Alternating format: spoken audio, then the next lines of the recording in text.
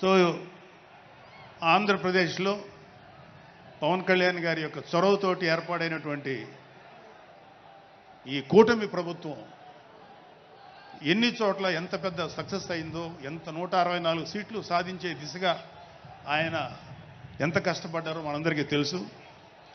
అయితే మా అదృష్టం ఏంటంటే ఇక్కడ పిఠాపురంలో జరుగుతుంది కాబట్టి పిఠాపురంలో ఎలక్షన్స్ ఎలా జరిగినాయో ఒక 2 మాటలు చెప్పకపోతే, నేను పిఠాపురంలో పనిచేసి పిఠాపురం అభిమానుల యొక్క అభిమానాన్ని చూరగొన్న పవన్ కళ్యాణ్ గారికి, అలాగే పిఠాపురం యొక్క జన సైనికులకి, పౌరులకి నేను కృతజ్ఞత చూపించినట్టు అవుతుంది. సో వాళ్ళ కోసం ఈ 2 మాటలు మాట్లాడుతున్నాం.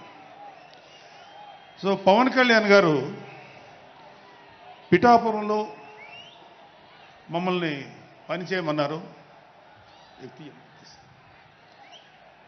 అంటే నన్ను, మా ఫ్రెండ్ అజయ్ గారిని, అలాగే మర్రెడ్డి గారిని, రత్నం గారిని, శంకర్ గౌడు, మహేంద్ర, పంచకర్ల సందీప్, ఇలా మాకందరికీ పిఠాపురంలో పనిచేసే అవకాశం ఇచ్చారు.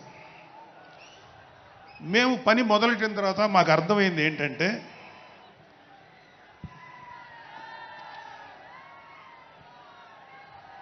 పవన్ కళ్యాణ్ గారికి ఆల్రెడీ ఇక్కడ విజయం ఖరారైంది.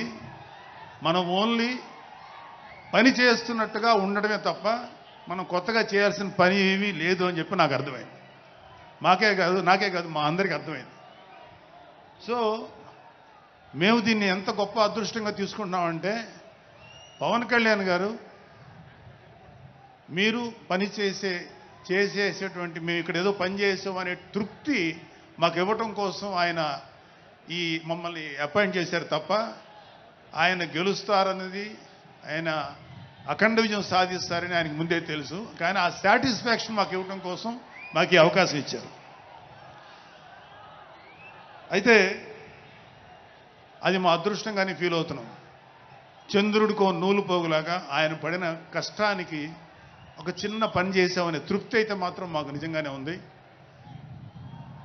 అయితే ఇక్కడ పిఠాపురంలో పవన్ కళ్యాణ్ గారు అఖండ విజయం సాధించడానికి 2 factors, 2 important factors.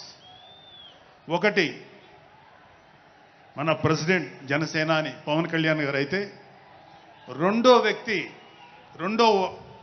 Factor, not వ్యక్తి, ఫ్యాక్టర్ పిఠాపురం జన సైనికులు, పిఠాపురం పౌరులు, పిఠాపురం ఓటర్స్. వీళ్ళిద్దరూ లేకపోతే మేము ఏమి చేసినా ఏం ఉపయోగం లేదు. సో మాలో ఎవరైనా ఇంకెవరైనా సరే పవన్ కళ్యాణ్ గారి విజయానికి నేనే దోహదపడ్డాను అని ఎవరన్నా అనుకుంటే అది వారి కర్మ, అంతకంటే ఏం చేయలేం.